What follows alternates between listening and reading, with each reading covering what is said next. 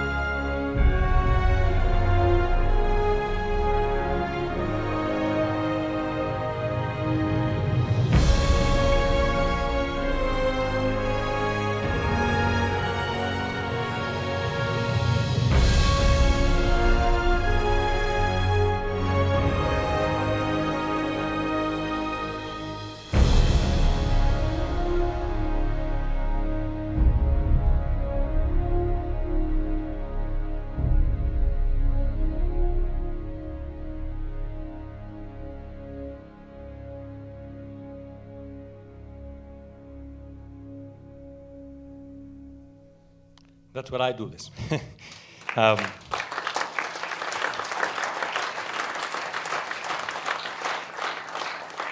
We were invited at the beginning of this meeting yesterday by Christopher to think about new perspectives, new systems, and new structures in governments, corporations, and individuals that will focus in putting back the human being at the very center of what we do. During these 2 days, we've seen many approaches to this challenge. Thanks, really, everybody, for your engaged discussions into the pros and cons of these different approaches. But to me, Christopher came back to it this morning from a very fundamental and deep approach. Christopher said, A key thing here is the transformation of the self. He was, of course, referring to the motto of the Zermatt summit, changing minds and hearts. He was using as a reference the Zermatt manifesto. Read it. Please do. And I'm in Switzerland and in Europe, and you're very polite, especially the British are polite, and so I would ask, would you be so kind to read it? If we were back in Chile and I was the boss, I would force you to read it. So please read it. But then Christopher added something that is one of my key takeaways. He said, transformation of the self requires daily practice. I think that's very important advice. So why should I be saying this? Why don't we welcome Christopher to talk about the take-home values? Christopher.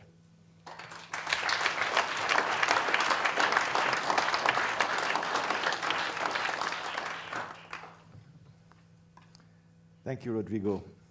I was very moved by these pictures and the beauty of our planet and the responsibility we have.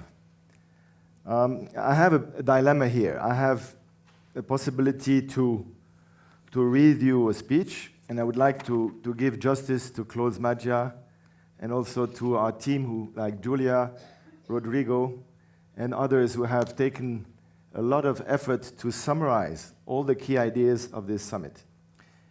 If I do that, that will take me, I think, roughly 15 minutes. So that's the first choice you have. Second choice is I will make it much shorter, and I will give you 2 or 3 points to complement what our friend Rodrigo said, and I will ask you a request for next year. So you choose. Speak your heart. Option number 1, it will be more intellectual. Option number 2, option 2. Thank you. So I feel option 2. So what I have really, and there are many people in this room who are real experts in sustainability, so I don't think I can teach you anything. But what came through is we have the tools, but do we have the vision?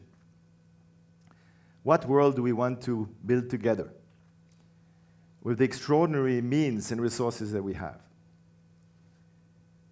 We need a common vision. Second, we need role models, because I think if we don't have role models, we can go into depression and quickly see the gloom and doom. We need role models that are not football stars or rock stars or CEOs with large bonuses, but we need other role models, people coming from the grassroots. And the poor and the social entrepreneurs come from that background. We also need, and I think this is not from me, Mark, I don't know who said this, but we are luckily in the generation where this generation has to reinvent practically everything which exists. And this requires innovation. And the solutions will not come from technicalities, but will come from people. And I made an interesting experiment in my company where we spend a few hours to understand how can we work together. What are the shared values that we have? How can you bring around a table, and the ISO certification agency does this, and others do too, people with completely different opinions, completely different cultures, maybe different values, different religions or no religion at all. How do you bring them around a table? What type of rules will you work so that these people can work in the same direction? Because this is the only way we will find new answers. It will not come from people on the top, it will come from the bottom and from the top. So we're spending a lot of time on technical issues, but I think this issue of how can we work together is a key issue. So now I come to the 2 requests for you. First request would be, let's keep in touch. Obviously, this is a community, or the beginning of a community. Not everybody will come to Zermatt. But there is social media, there is the web, there are different ways where we can keep in touch. And we have to avoid being isolated. I think somebody said this today. If we want to change things, and you know the butterfly effect doesn't need a lot of people to change things, we need to keep in touch. So this is the first request. The second one is please bring next year to Zermatt a key decision maker from your own network. He can be from somebody from the political agenda or somebody from in any field which you feel can really be a change maker. The third request, and this was a little bit coming back to the theme of business and NGOs, we talked about corporate social responsibility sometimes as a separate department. I really think that one practical way to humanize globalization is to bring this on the core of the business, on the core strategy, on the core activity. And the role of the NGO is really to transform, to help transform the system. So how do business and NGO come together in one sentence is that the business alone will not transform itself, but the NGOs will help transform the business and work together as a team. Now, if we want to humanize globalization, I think I have to thank a few people who have really contributed to this meeting. First, I would like to call my team of ladies who are standing on the back. Could you please stand up?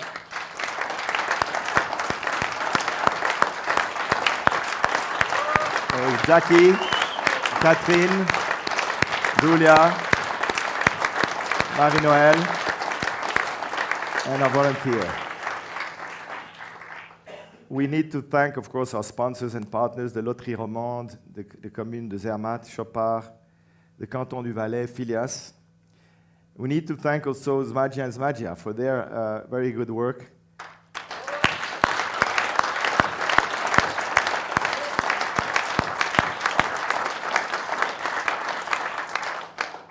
We need to thank Ovation, the Hotel Montservin, but we need to thank all the speakers. Could the speakers stand up? Those who are still with us now, please stand up.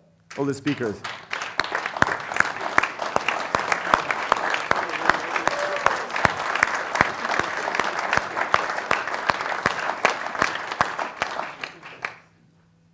And finally, I'd like to also, that you have a chance to meet Nicolas Michel. We're still on time. The board of the Zermatt Summit, who is behind this event. So I'd like the board members to come up and so that you can meet them very briefly. Gustavo Montero, Antonin Pujos, Nicolas Michel. So you've seen them in the different panels. And Father Butet, who was our spiritual leader, as you saw. Thank you.